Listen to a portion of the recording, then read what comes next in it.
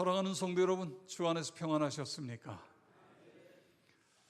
우리가 2016년 예수님의 사랑으로 섬기는 교회, 지난 한 주간 지내시면서 어떤 섬김을 실천하셨습니까?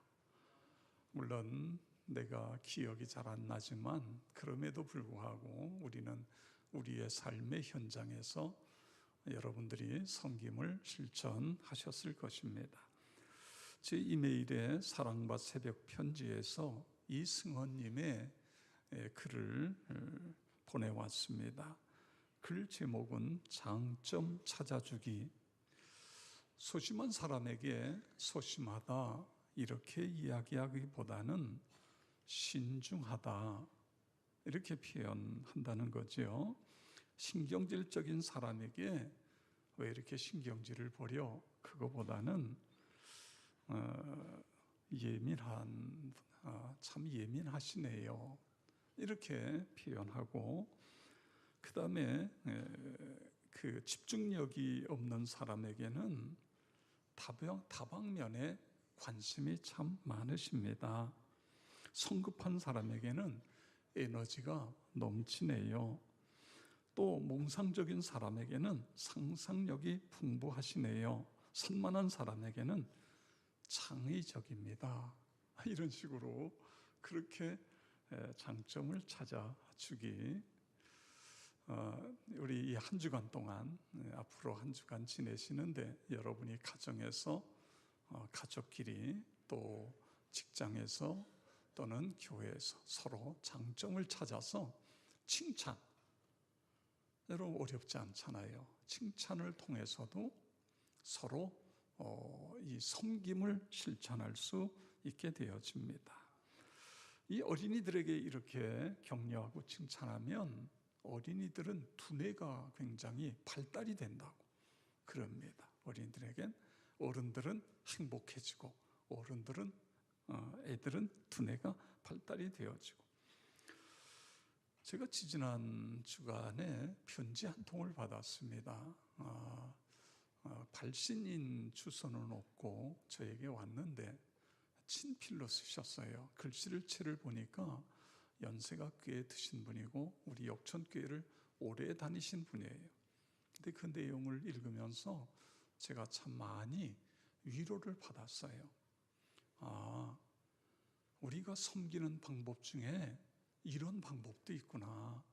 요즘은 다 워드가 돼가지고 다 컴퓨터 하잖아요. 그런데 직접 연필로, 펜으로 그런 서로 격려하고 칭찬하는 그런 편지가 저에게 굉장히 큰 힘이 되어진, 이렇게도 또 섬길 수 있구나 그런 생각을 했습니다. 여러분 혹시 하인즈 워드라는 이름을 기억하십니까? 이 사람은 한국계 미국인입니다. 전 미식 축구 선수였고요.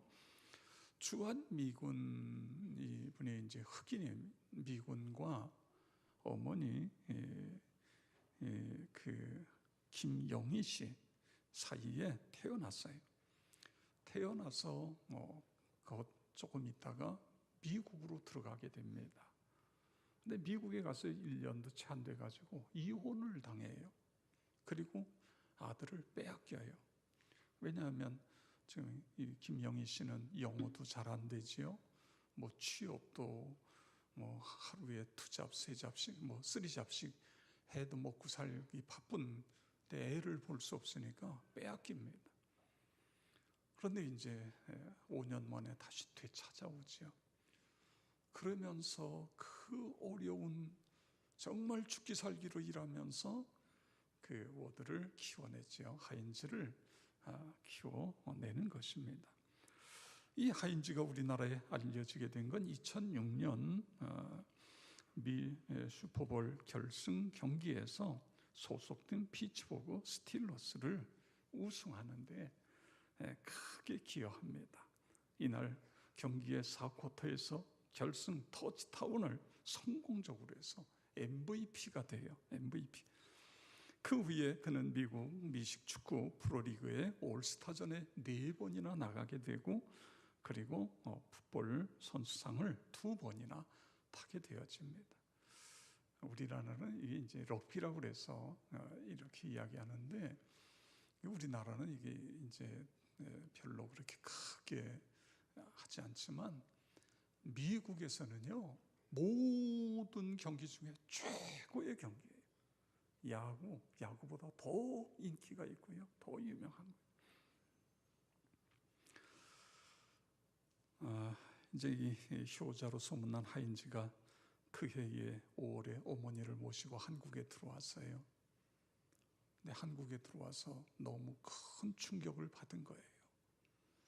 본인도 미국 사회는 우리보다 훨씬 좋은데도 혼혈아라는 것 때문에 여러 가지 어려움을 당하고 상처를 입고 그랬는데, 한국에 와 보니까 이 혼혈인 차별이 미국하고는 비교할 수 없도록 엄청나게 큰 거예요. 내 나라라고 찾아왔는데, 그래서 그는 결심을 하게 됩니다. 한국에 있는 혼혈 아동을 위해서 내가 평생을 헌신하겠다. 그리고 혼혈 아동 지원 센터를 설립합니다. 재단을 설립합니다. 그리고는 수많은 언론을 통해 한국 혼혈 아동에 대한 관심을 촉구시켰고, 해마다 풋볼 게임, 또 연중 다양한 모금 활동, 이런 일들을 실천했습니다. 우리나라가 이제 다문화 사회로 가고 있는데, 이 다문화 사회 속에서 어떻게 보면 어떤 방향을 제시했다, 하인즈가. 그렇게 생각할 수 있습니다. 저는 이 하인즈 워드를 생각하면서 세상에서 가장 가치 있는 일이 뭘까? 그런 생각을 했어요. 여러분 뭐라고 생각하세요? 이 세상에서 가장 가치 있는 일, 그것은 사람을 키우는 것이다. 복음으로, 예수 복음으로 사람을 키우는 것만큼 더 가치 있는 일이 어디 있느냐, 그거예요. 김영희 씨는요, 애를 찾아오고서 그 애를 키우는데, 여러분 생각해 보세요. 아버지 없는 그렇게 아들을 키워야 되는데요, 그리고 애를 놔두고 가서 일터에 가서 일을 해야 되고, 그러면서도 오직 하나님께 매달려서 신앙으로 애를 키운 거예요. 신앙으로. 그래서 하인즈는요, 나중에 이 게임 나갈 때마다 하나님 앞에 엎드려서 간절히 기도합니다. 그리고 가서 선전하는 거죠. MVP도 되고 말이에요. 하나님이 도우셨습니다. 하나님이 함께 하셨습니다. 하나님의 사랑으로 키워낸 것입니다. 선교사님들이 이제 선교지에 가서 여러 가지 일들을 해요. 학교도 짓고, 또 교회도 짓고, 병원도 짓고, 또 많은 일들을 합니다. 구제도 하고. 그런데 선교사님들이 가장 중요하게 여기는 게 뭐냐 하면 사람을 키우는 거예요. 왜냐하면 자기는 나중에 언젠가 거길 떠나야 돼요. 떠나도 내가 뿌린 씨앗, 내가 최선을 다해서 가꾸었던 이 선교지가 계속해서 복음의 불길이 타오르고 거기에 많은 영혼들이 구원되어지려면 사람이 있어야 된단 말이에요. 사람이. 그래서 사람을 키우는 것입니다. 저는 우리 교회가 오랜 전통으로 선교주일과 장학주일을 지켜요. 그래서 형편대로 우리가 선교 헌금도 드리고 장학 헌금도 드리면서 많은 선교지를, 선교사를 파송하고 개척교회도 세우고 작은 교회도 돕고, 또 우리 장학생들을 키워서 하나님의 사람으로 만들고, 이건 오랜 우리 교회의 전통으로, 이건 우리의 자랑이다, 우리 역천교회의 자랑이다, 이런 생각을 갖게 되어집니다. 오늘 성경 말씀은 시몬과 거둠의 위대한 법칙을 우리에게 말씀해 주고 있습니다. 7절 중간 이하에 가서 보니까 사람이 무엇으로 심든지 그대로 거두리라. 사람이 무엇으로 심든지 그대로 거두리라. 이것은 하나님이 세우신 불변의 진리인 것입니다. 우리 인생 전반에 물질도 그렇고 도덕도 그렇고 영혼도 그렇고 어디나 해당이 되는 원리예요. 무엇으로 심든지 그대로 거두리라. 우리가 물질도요, 그 물질을 어디에다가 심느냐에 따라 많은 좋은 열매들이 얼마든지 열려질 수 있습니다. 농사의 예를 들어볼까요? 여러분, 보리를 심으면 보리가 나지요. 밀을 심으면 밀을 거두게 되어 있는 것입니다. 좋은 씨앗을 심으면 좋은 열매를 맺어요. 나쁜 씨앗을 심으면 아무것도 거둘 수 없을 수도 있게 되어지는 것입니다. 많이 심으면 많이 거두고 적게 심으면 적게 거두는, 이것이 어떻게 보면 심음과 거둠의 그런 법칙인 것입니다. 심은 대로 거두는 것, 만고불변의 진리이고 법칙인 것입니다. 그런데 이 사실을 강조하기 위해서 오늘 성경은 그 앞에다가 두 가지를 전제하고 있는 것을 볼 수 있습니다. 첫째는 스스로 속이지 말라, 그런 경고 문구를 쓰고 있어요. 스스로 속이지 말라. 옛날이나 현재나 많은 사람들이 스스로 속고 있다는 것입니다. 콩 심은 데 콩 나고 팥 심은 데 팥 난다는 말을 잘 알면서도, 그러면서도 콩을 심고 팥을 거두려고 하는 이런 잘못된 생각들을 하고 있다는 거예요. 나는 거기에서 벗어난다, 막연하게 그렇게 생각하는 사람들이 있다는 것입니다. 그 다음에 또 하나 뭐냐면, 하나님은 업신여김을 받지 않으신다. 업신여김, 만홀히 여김을 받지 않. 이 무슨 이야기입니까? 노력 없이 무엇을 거두겠다는 생각 자체가 하나님 앞에 크게 잘못됐다는 거예요. 이것은 자신을 기만하는 행위고 하나님을 업수히 여기는 것이라는 뜻인 것입니다. 현대인들 중에는요, 이거 다 모르는 사람이 어디 있어요? 콩 심은 데 콩 나고 팥 심은 데 팥 난다, 이걸 알면서도 이거를, 이 진리를 깊이 깨닫지 못하는 사람들이 있어요. 그러니까 노력하지 않고 억만금을 얻으려고 그러잖아요. 그러다 보니까 이 노름이라든가 복권이라든가 경마, 경정, 이런 사행심에 빠지게 되는 것을 볼 수 있습니다.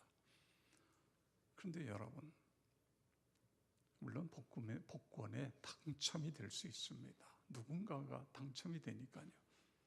근데 이게 우리나라는요, 한 번 안 되면 그 다음 것까지 플러스인데 두 번 안 되면 그 다음에 빵이 된다네요. 그냥 다 국가가 아마 회수하나 봐요.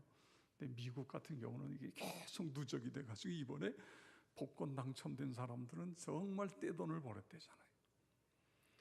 그런데요, 복권을 받아서 떼돈을 받은 사람들을 추적해 보니까 다 깡통 차고 있어요. 지금 그 많은 돈들을, 그러니까 쉽게 들으면 쉽게 나간다, 그런 이야기죠.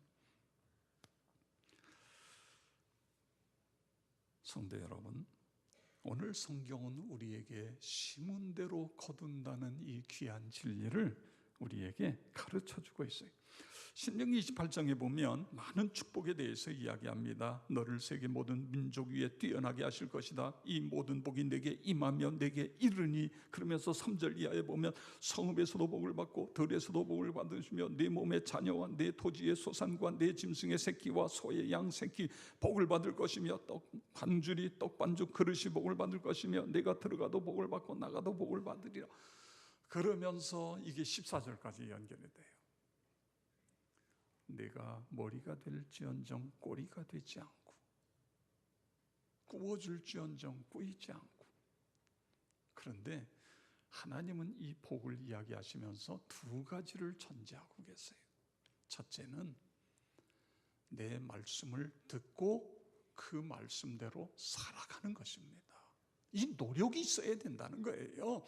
우리가 하나님의 말씀을 붙잡고 그 하나님의 말씀대로 살려고 나름대로 애쓰고 노력할 때에 이 복이 하나님이 우리에게 주시는 것이지, 자기 마음대로 살고 자기 멋대로 살면서 하나님 이 복 나에게 주세요, 그래서 복이 오는 게 아니라는 거죠. 그 다음에 또 하나 있습니다. 내 손으로 하는 모든 일이라는 단어를 쓰고 있어요. 다 문장을 쓰고 있어요. 내 손으로 하는 모든 일이에요. 이 복이 임하기 위해서는 내가 손으로 일을 해야 된다고 하는 그런 말씀인 것입니다. 우리 시편 126편 5절 6절인데 다 같이 읽겠습니다. 눈물을 흘리며 씨를 뿌리는 자는 기쁨으로 거두리로다. 울며 씨를 뿌리러 나가는 자는 반드시 기쁨으로 그 곡식단을 가지고 돌아오리로다. 아멘. 이게 무슨 이야기입니까? 신앙 안에서는 공짜가 없다는 거예요. 눈물을 흘리며 씨를 뿌리는 것, 최선을 다하는 겁니다. 최선을 열심히 노력하는 거예요. 열심히 노력. 좋은 것을 심으면 좋은 것을 거두고, 그렇습니다. 건강을 심으면 건강을 거두게 되어지고, 믿음을 심으면 믿음을 거두게 되고요, 사랑을 심으면 사랑을 거두게 되어지는 것입니다. 여러분 믿으시고 그렇게 살아가시기를 바랍니다. 자, 이 사실을 심은 대로 거둔다는 사실을 아는 사람은 그럼 어떻게 살아가야 되냐, 그거예요. 어떻게 살아야 돼요? 8절에 보세요. 자기의 육체를 위하여 심는 자는 육체로부터 썩어질 것을 거두고 성령을 위하여 심는 자는 성령으로부터 영생을 거두리라. 할렐루야. 그렇습니다. 심은 대로 거두기 때문에 육체를 위하여 심는 것이 아니라 성령을 위하여 심는 것이라는 말씀인 것입니다. 여기 육체를 위하여 심는다는 건 육체를 위해 생각하고 행동하는 것입니다. 갈라디아서 6장이 이 말씀을 6절부터 10절 사이 이 말씀을 했는데 5장에서는 육체의 일과 성령 충만할 때 일어나는 일을 5장에서 설명하고 있어요. 5장 19절부터 21절에 보니까 육체의 일입니다. 육체의 일. 육체의 일은 현저하니 곧 음행, 더러운 것, 호색, 우상 숭배, 술수, 원수 맺는 것, 분쟁, 시기, 분냄, 당지는 것, 불리함, 이단, 투기, 술 취함, 방탕, 또 그와 같은 것이라. 전에 너희에게는 경기한 것 같이 경기하노니 이런 일을 하는 자는 하나님의 나라를 유업으로 받지 못하느니라.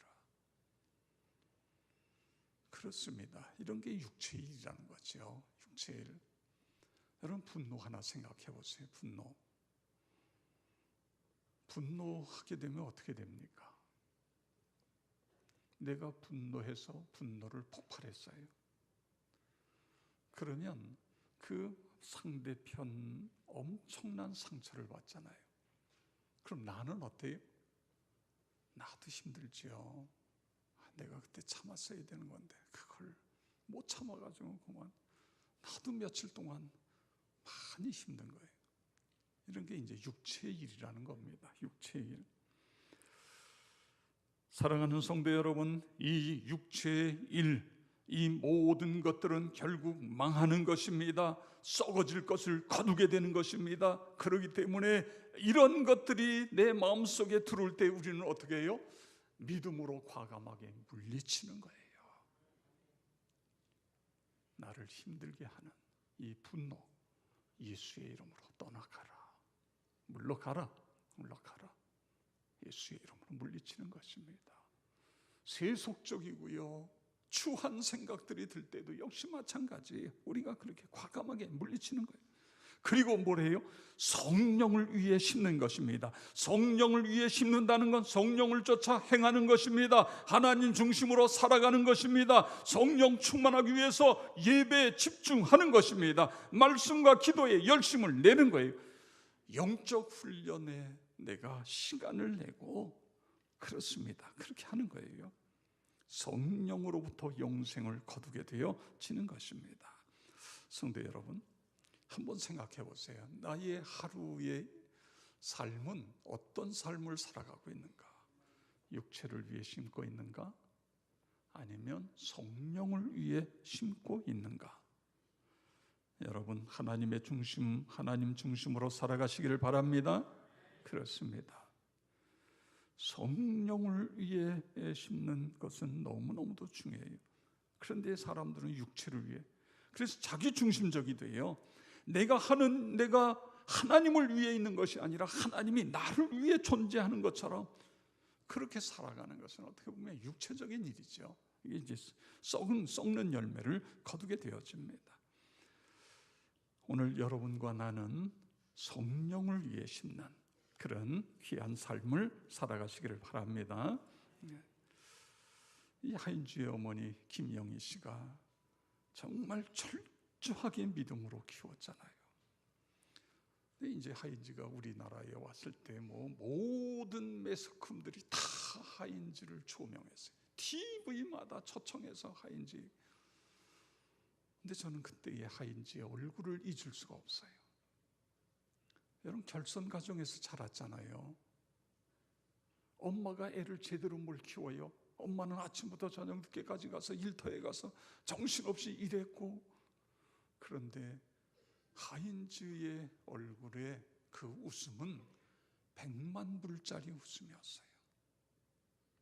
여러분, 어떻게 하인즈가 결손 가정에서도 그렇게 늠름하게 자라고 그 얼굴에 환한 웃음, 자신감 넘치는 모습, 어떻게 그럴 수 있었어요? 그 하인즈의 마음에 예수님이 계셨기 때문에 그런 것입니다. 기쁨의 주님이 그 마음속에 있었기 때문에 그는 언제나 기뻐하면서 살았어요. 그 팀에서 그는 모든 팀원들의 어떻게 보면 분위기 메이커예요. 분위기 메이커였습니다. 그리고 우리나라에 와서 그 혼혈아들을 위해서요, 재단을 만들고, 이런 마음이 어떻게 나와요? 예수님이 마음속에 계시. 그 어머니가 한 것은 내 아들의 마음속에 예수님을 심어준 거예요. 예수님. 그랬더니 능력의 주님이 그 안에 계시면서 MVP를 2번씩이나 타게 하고 말이에요. 그런 놀라운 역사가 일어나게 된 거예요. 사랑하는 성도 여러분, 하인즈의 마음속에 기쁨을 주신 하나님이 우리의 하나님이신 것을 믿으시기 바랍니다. 그에게 능력을 주신 하나님이 우리의 하나님이에요. 주님을 내 마음속에 모시고 그분과 함께 할 때에 우리도 상황에 관계없이 기뻐할 수 있는 것입니다. 찬송하며 살아갈 수 있어요. 여러 해 전에 국민일보에서 사형수들에 대한 특집을 다루었습니다. 왜 그들이 사형수가 되었을까를 추적했어요. 그 결론이 사회가 그렇게 만들었다는 거예요. 자라난 환경을 보니까 극히 불량했습니다. 그 아버지는 늘 술 취해 있고, 술 취하면 그냥 구타하고. 그러니까 이 아이들에게 이게 완전히 폭발 직전까지 와 있는 거예요. 그러다가 어느 순간에 폭발하니까 부엌칼로 가서 아버지를 찔러 죽이잖아요. 이게 최근에 일어난 일 아닙니까? 그냥 길을 가다가 이게 막 폭발하려고 그러는데 길을 가다가 누가 툭 건드려가지고 쫓아가서 찔르잖아요. 그동안 이런 것들이 결국은 국민일보가 추적하면서 발견해낸 것들이 그런 것입니다. 육체를 위해 심은 거예요. 육체를 심은 거죠. 그래서 성경은 우리에게 육체를 위하여 심으면 썩어진 것을 거두지만 성령을 위하여 심으면 성령으로부터 영생을 거둔다. 그게 우리가 뭘 심어야 되느냐. 그게. 여러분, 이 성령을 위하여 심는다는 것은요, 어떻게 보면 성령께서 우리 안에 역사하시게 되면 우리의 성품이 변화돼요. 인격이 변화돼요. 그럼 내가 성령 안에서 내 인격이 변화되면 그게 자연스럽게 내 자녀들에게 가는 거예요. 이것이요, 우리 자녀들에게 줄 수 있는, 부모가 줄 수 있는 최고의 선물이 바로 내가 변화되는 거예요. 내가 예수 안에서 변화되어지는 것입니다. 내가 변화되어지고, 그래서 이 좋은 인격은 소리 없는 감동으로 우리 자녀들에게 다가가는 거예요. 그래서 자녀의 가슴에 불을 붙이는 거예요. 여러분, 우리가 아무리 잔소리 해보세요. 잔소리 한다고 사랑이 바뀝니까? 안 바뀌잖아요. 그런데 내가 성령 안에서 내가 바뀌니까 다 바뀌어지는 이런 일들이 일어나게 되어집니다. 특별히 그러면서 이 칭찬과 격려라는 건 너무너무 중요하잖아요. 그래서 저는요, 이런 기도를 드리기 시작했습니다. 여러분들도 한번 그렇게 했으면 좋겠어요. 하나님, 내 입술에 칭찬과 격려가 홍수가 나게 해 주시옵소서. 그렇습니다. 내 입이 열리면 뭐예요? 칭찬하고 격려하고, 홍수가 나는 것처럼 계속해서 칭찬하고, 가족끼리도 서로 칭찬하고 격려.